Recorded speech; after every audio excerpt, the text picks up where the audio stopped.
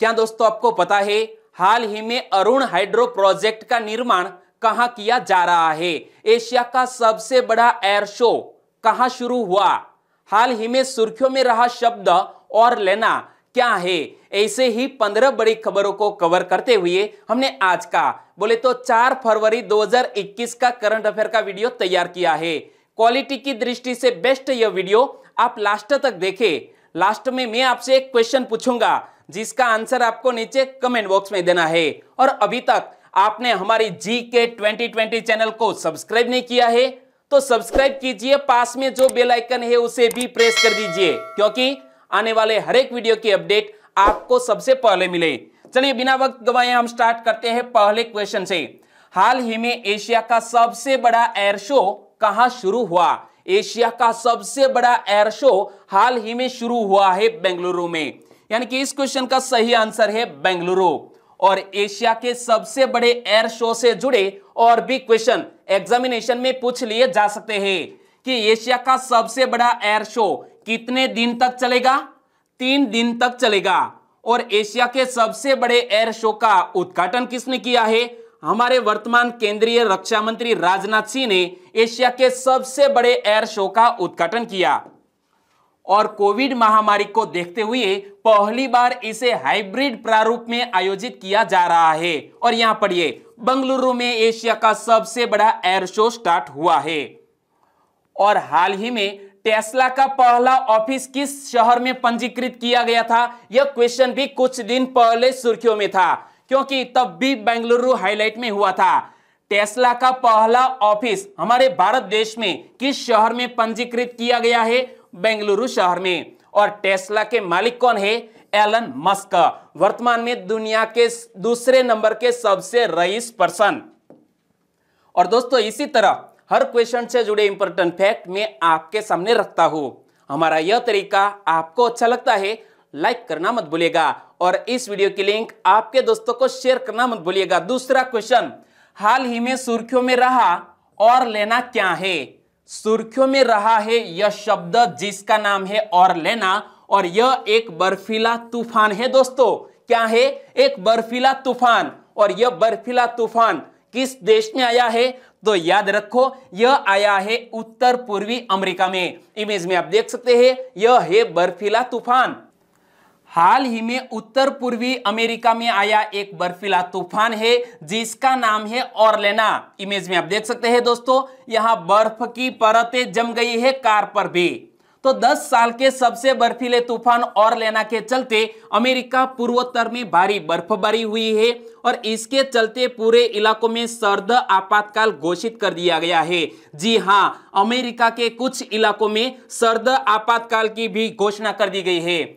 ऑरलेना तूफान के चलते करीब 10 करोड़ लोग प्रभावित हुए हैं। न्यूयॉर्क, न्यू जर्सी और फिलाडेल्फिया इस बर्फबारी से सबसे ज्यादा प्रभावित रहे। यहां रिहायशी इलाकों और सड़कों पर 2 फुट ऊंची बर्फ की परत जम गई है। इमेज में आप देख सकते हैं दोस्तों इस तरह के हालात हो गए हैं अमेरिका में। और न्यूयॉर्क का हवाई प्राधिकार ने 81% उड़ानें तक भी रद्द कर दी है। तीसरा क्वेश्चन, जो बाइडेन ने अपनी मलेरिया संबंधी पहल के नेतृत्व के लिए किसको चुना है? अमेरिका के नवनियुक्त राष्ट्रपति जो बाइडेन ने अपनी मलेरिया संबंधी पहल के नेतृत्व के लिए हाल ही में एक भारतीय अमेरिकी व्यक्ति जिसका नाम है राज पंजाबी को चुना। यानी कि इस क्वेश्चन का सही आंसर है राज पंजाबी। इमेज में आप देख सकते हैं। तो जो बाइडेन की मलेरिया संबंधी इस पहल का मुख्य मकसद क्या है? अफ्रीकी और एशियाई देशों में इस रोग पर रोकथाम लगाना जो बाइडेन का मकसद है। और अमेरिका में प्रेसिडेंट्स मलेरिया इनिशिएटिव की शुरुआत कब हुई थी? वर्ष 2005 में इस इनिशिएटिव की शुरुआत हुई थी। लाइबेरिया में जन्मे राज पंजाबी और उनके परिवार ने 1990 के दशक में गृह युद्ध के दौरान अमेरिका में शरण ली थी। उस वक्त वे 7 वर्ष के थे। जी हां दोस्तों, राज पंजाबी सिर्फ 7 साल के थे तब उनके दादा दादी यहां अमेरिका में चले गए थे। और जब ऑप्शन में कुछ महत्वपूर्ण महिलाओं के नाम मैंने जो दिए तो उनके बारे में भी आपको पता होना चाहिए। इनमें से एक है नीरा टंडन। नीरा टंडन की बात करें तो व्हाइट हाउस में office of management and budget यानी कि office of management and budget के डायरेक्टर के लिए नॉमिनेट किया गया है जो बाइडेन की तरफ से।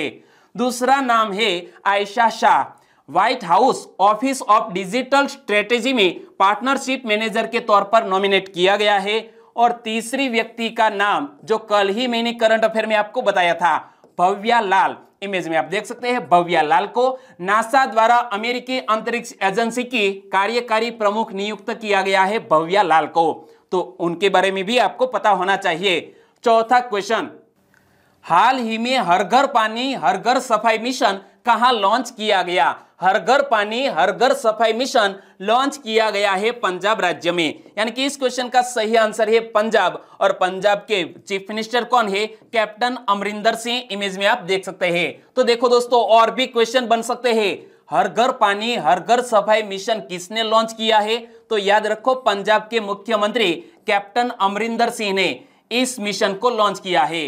और यह मिशन 2022 तक सभी ग्रामीण घरों में 100% पाइप से जलापूर्ति के लक्ष्य को पूरा करने के सरकार के अभियान का एक हिस्सा भी है।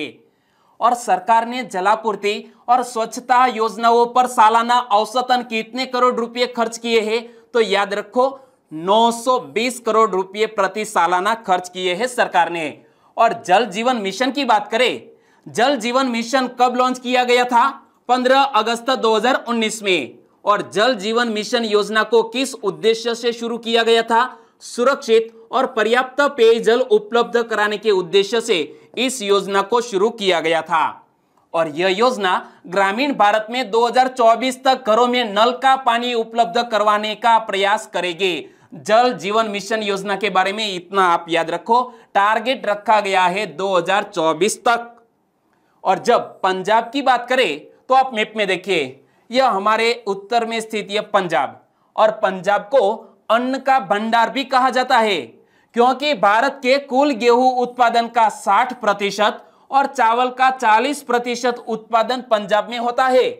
पंजाब का गठन कब हुआ? 1 नवंबर 1966 को। और पंजाब का शाब्दिक अर्थ क्या होता है? 5 नदियों का क्षेत्र। तो यह पंजाब की 5 नदियां कौन कौन सी? सतलुज, व्यास, रावी, चिनाब और झेलम। और पंजाब के वर्तमान राज्यपाल वीपी बदनौर और पंजाब के मुख्यमंत्री, जैसा कि मैंने बताया, कैप्टन अमरिंदर सिंह। पांचवा क्वेश्चन, सुर्खियों में रहा पेरियार टाइगर रिजर्व किस राज्य में स्थित है? हाल ही में सुर्खियों में रहा है पेरियार टाइगर रिजर्व, किस राज्य में स्थित है?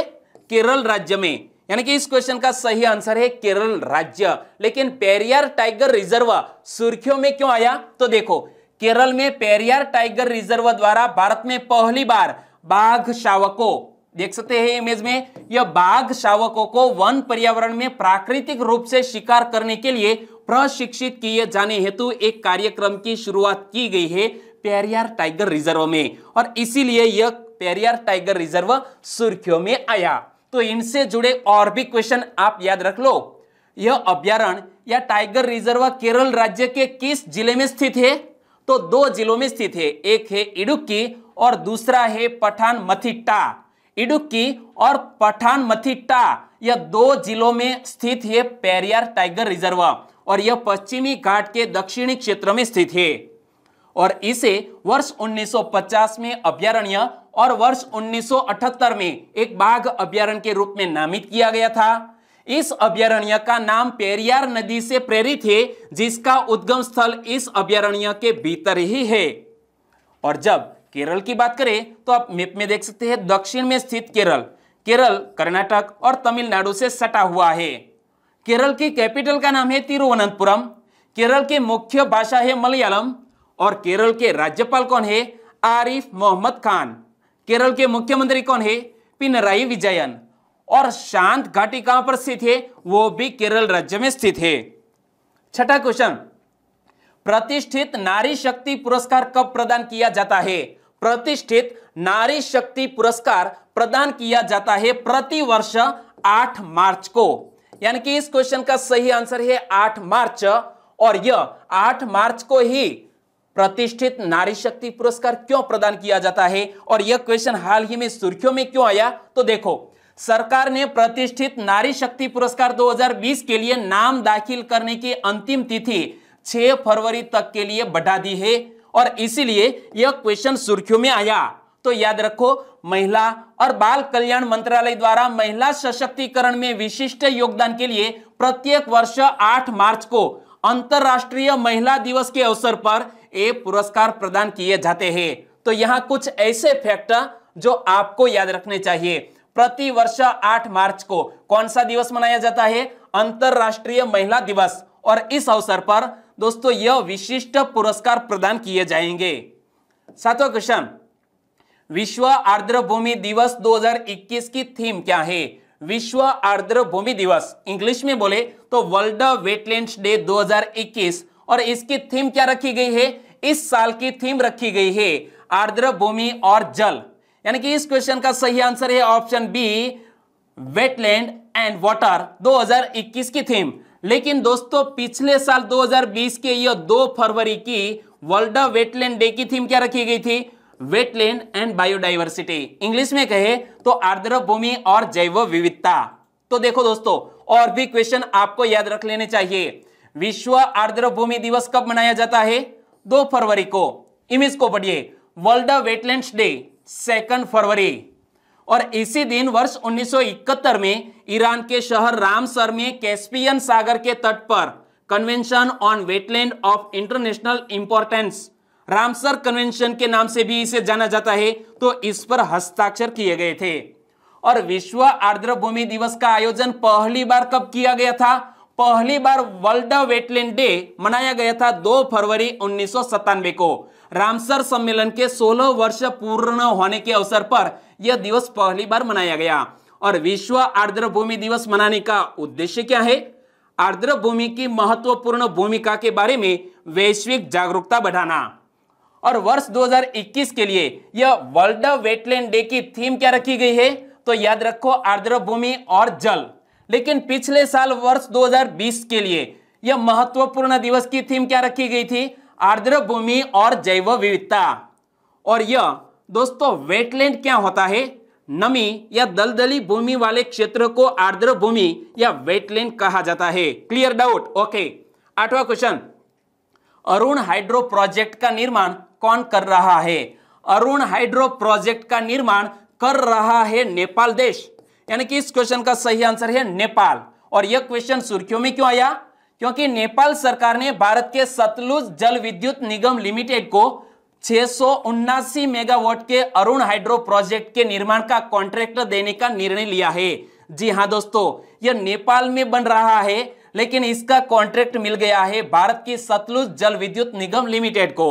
और भारतीय कंपनी को यह कॉन्ट्रैक्ट BOOT यानी कि बूट मॉडल, और यह बूट मॉडल का फुल फॉर्म क्या होता है? बी बोले तो बिल्ड, ओ बोले तो ऑन, ओ बोले तो ऑपरेट एंड टी बोले तो ट्रांसफर। तो बूट मॉडल के तहत प्रदान किया गया है।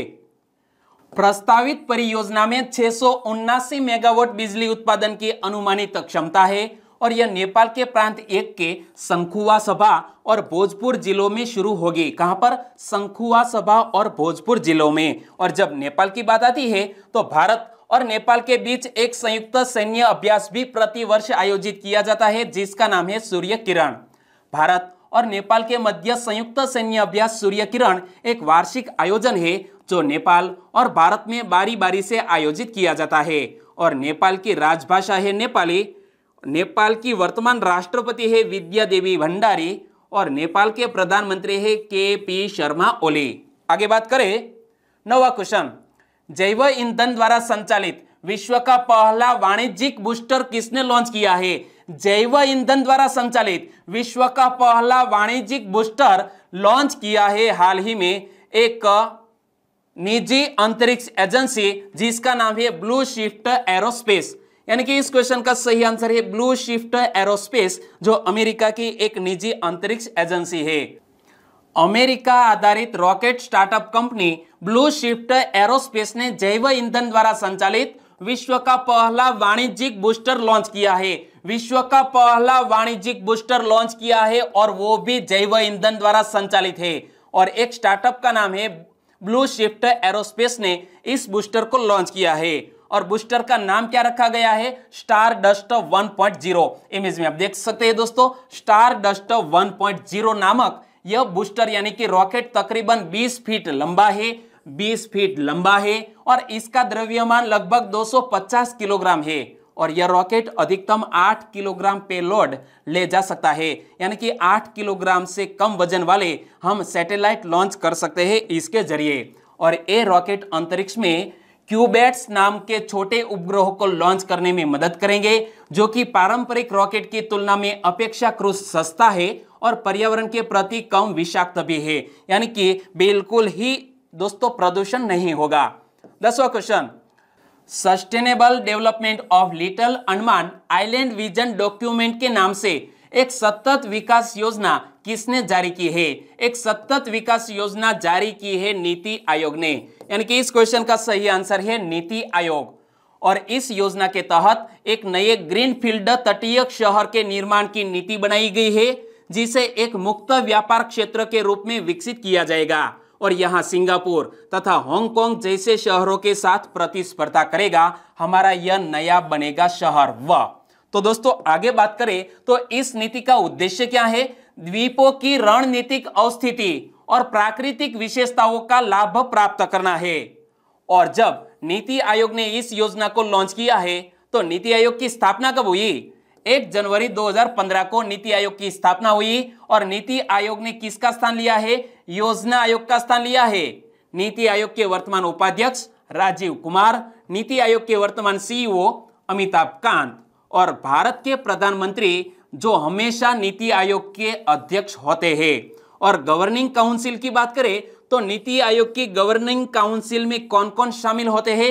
राज्यों के मुख्यमंत्री और केंद्र शासित प्रदेशों, जिन केंद्र शासित प्रदेशों में विधानसभा है वहां के मुख्यमंत्री, और जिस केंद्र शासित प्रदेश में दोस्तों विधानसभा नहीं है वहां के लेफ्टिनेंट गवर्नर इसमें शामिल होते हैं। 11वां क्वेश्चन, वर्ष 2020 को वर्स्ट ईयर ऑन रिकॉर्ड किसने घोषित किया है? वर्ष 2020 को वर्स्ट ईयर ऑन रिकॉर्ड घोषित किया है United Nations World Tourism Organisation ने, यानी कि इस क्वेश्चन का सही आंसर है ऑप्शन बी UNWTO। और नवीनतम संयुक्त राष्ट्र विश्व पर्यटन संगठन यानी कि United Nations World Tourism Organisation विश्व पर्यटन बैरोमीटर के अनुसार वर्ष 2020 वर्स्ट ईयर ऑन रिकॉर्ड था, क्योंकि कोविड-19 के प्रकोप को रोकने के लिए अंतरराष्ट्रीय पर्यटन प्रतिबंधों के कारण वैश्विक पर्यटन पर प्रतिकूल प्रभाव पड़ा है और अंतरराष्ट्रीय आवक में 74% की कमी आई और दुनिया भर के गंतव्यों ने 2019 की तुलना में 1 बिलियन कम अंतरराष्ट्रीय आगमन का स्वागत किया। और जब यह बात करते हैं UNWTO के यानी कि संयुक्त राष्ट्र विश्व पर्यटन संगठन के, तो इसके वर्तमान महासचिव कौन है? जुरब पोलोलिकाशविली। नाम थोड़ा डिफिकल्ट है। UNWTO के महासचिव है जुरब पोलोलिकाशविली और UNWTO के सदस्य कंट्री कितने हैं? 159। और हेडक्वार्टर कहां पर स्थित है? संयुक्त राष्ट्र विश्व पर्यटन संगठन का हेडक्वार्टर स्पेन के मैड्रिड में स्थित है। 12वां क्वेश्चन, 1 फरवरी 2021 को किसने अपना 45वां स्थापना दिवस मनाया? 1 फरवरी 2021 को 45वां स्थापना दिवस मनाया है इंडियन कोस्ट गार्ड ने, यानी कि भारतीय तट रक्षक बल ने, यानी कि इस क्वेश्चन का सही आंसर है भारतीय तट रक्षक बल। इंग्लिश में कहे तो इंडियन कोस्ट गार्ड, यानी कि ICG ने 1 फरवरी 2021 को अपना 45वां स्थापना दिवस मनाया। इंडियन कोस्ट गार्ड को औपचारिक रूप से 1 फरवरी 1977 को भारतीय संसद के तट रक्षक अधिनियम 1978 द्वारा स्थापित किया गया था और यह रक्षा मंत्रालय के तहत काम करता है। और भारतीय तट रक्षक महानिदेशक कौन है? तो याद रखो कृष्ण स्वामी नटराजन। कौन? कृष्ण स्वामी नटराजन वर्तमान हमारे इंडियन कोस्ट गार्ड के वर्तमान महानिदेशक है। और भारतीय तट रक्षक दल की स्थापना 1 फरवरी 1977 को हुई। हेडक्वार्टर है नई दिल्ली में। और भारतीय तट रक्षक बल का कर्तव्य क्या है? समुद्री क्षेत्रों में कृत्रिम द्वीपों, अपतटीय संस्थाओं तथा अन्य संरचनाओं की सुरक्षा और संरक्षण सुनिश्चित करना। और वयम रक्षामः, क्या? वयम रक्षामः यानी कि हम रक्षा करते हैं। भारतीय तट रक्षक का आदर्श वाक्य है, मोटो है क्या? वयम रक्षामः। 13वां क्वेश्चन, वित्त वर्ष 2021-22 के लिए केंद्रीय बजट में देश में कितने नए सैनिक स्कूल खोलने का प्रस्ताव है? हाल ही में जब बजट जारी किया गया है, इसमें दर्शाया गया है कि भारत देश में तकरीबन 100 सैनिक स्कूल खोले जाएंगे। यानी कि इस क्वेश्चन का सही आंसर है 100। वित्त वर्ष 2021-22 के लिए केंद्रीय बजट में देश में 100 नए सैनिक स्कूल खोलने का प्रस्ताव है। इन्हें गैर सरकारी संस्थाओं, निजी और राज्य सरकार के स्वामित्व वाले स्कूलों की भागीदारी से खोला जाएगा। और सैनिक स्कूलों को स्थापित करने का उद्देश्य क्या है? छात्रों को राष्ट्रीय रक्षा अकादमी में दाखिले के लिए शारीरिक, मानसिक और शैक्षिक रूप से तैयार करना तथा उनमें अच्छे और जिम्मेदार नागरिक बनने के लिए अच्छा आचरण और सोच विकसित करना है। और इस समय देश में कितने सैनिक स्कूल है? 33 सैनिक स्कूल चल रहे हैं। और वर्ष 2021-22 के शैक्षणिक सत्र से इन सभी सैनिक स्कूलों में कक्षा 6 में छात्राओं को भी प्रवेश देने की अनुमति मिल गई है।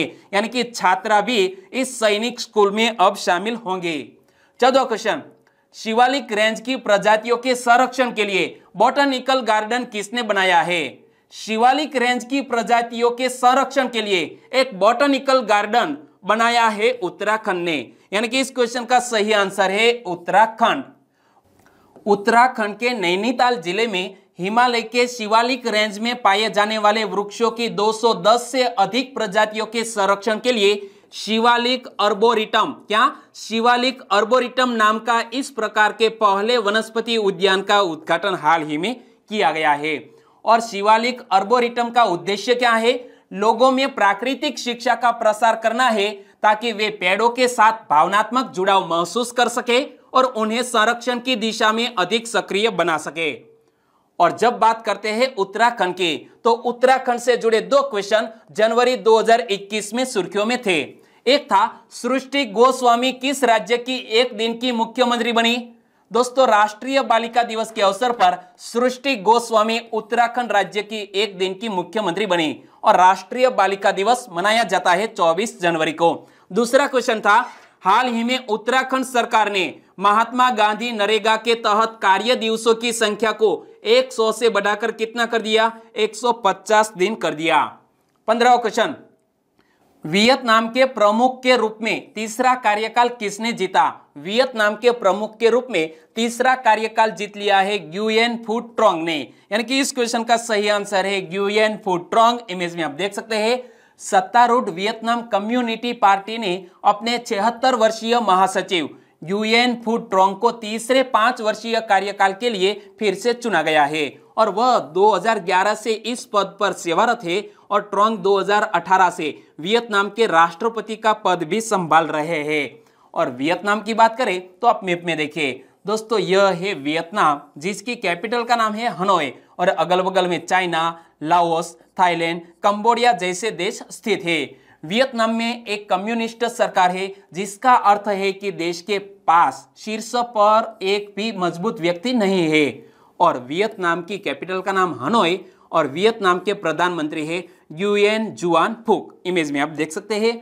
और अब बात करते हैं लास्ट वीडियो के क्वेश्चन की। लास्ट वीडियो में मैंने आपसे क्वेश्चन पूछा था, हाल ही में दूसरी बार सैयद मुश्ताक अली T20 ट्रॉफी पर कब्जा किसने किया? दिनेश कार्तिक की कप्तानी में सैयद मुश्ताक अली T20 ट्रॉफी पर दूसरी बार कब्जा कर लिया है तमिलनाडु ने। यानी कि इस क्वेश्चन का सही आंसर था तमिलनाडु। लगभग सभी दोस्तों ने इस क्वेश्चन का सही आंसर दिया है। सभी को बहुत बहुत धन्यवाद। उनमें से कुछ सब्सक्राइबर फ्रेंड के नाम लेना चाहूंगा, तो वो है आकाश अनुपम, शैलेश चौधरी, पटेल उर्वशी, अमित प्रकाश, गौतम कौशल, कापड़ी ध्रुवेन, श्याम राधे, ड्रीम वर्दी। इन सभी दोस्तों ने इस क्वेश्चन का सही आंसर दिया। मकवाना जयसुख ए, सुमित्रा भूरिया, हुकुम मीना, पुलकेश चौथानी, सितेंद्र निर्मल, रोहित कुमार वाजपेयी, कमलेश वसावा, यश चनियारा और भी हमारे सब्सक्राइबर फ्रेंड है महेश राजपरा, सोनल जागानी, अशोक कोपणिया, कौशलेंद्र प्रताप सिंह, करण सतवारा, संजय गोहेल, बबलू शर्मा, हंसा कोली पटेल। इन सभी दोस्तों को सही आंसर देने के लिए बहुत बहुत धन्यवाद। और आज के वीडियो का क्वेश्चन ए रहा स्क्रीन पर। ट्रेवलर्स चॉइस अवार्ड 2021 अनुसार दुनिया के 25 फेवरेट टूरिस्ट डेस्टिनेशन में पहला स्थान किसको मिला है। दोस्तों कल ही इसके बारे में मैंने आपको डिटेल में बताया था कि दुनिया के 25 फेवरेट टूरिस्ट डेस्टिनेशन में पहला स्थान किसको मिला है। सही आंसर देना है नीचे कमेंट बॉक्स में। और वाकई में आपको वीडियो अच्छा लगा है, हेल्पफुल लगा है, तो आपके दोस्तों को इस वीडियो की लिंक फेसबुक, टेलीग्राम या व्हाट्सएप के जरिए शेयर करना मत भूलिएगा। बस छोटी सी उम्मीद के साथ आज का वीडियो खत्म करते हैं। फिर मिलेंगे नए करंट अफेयर वीडियो के साथ। तब तक के लिए टेक केयर एंड जय हिंद।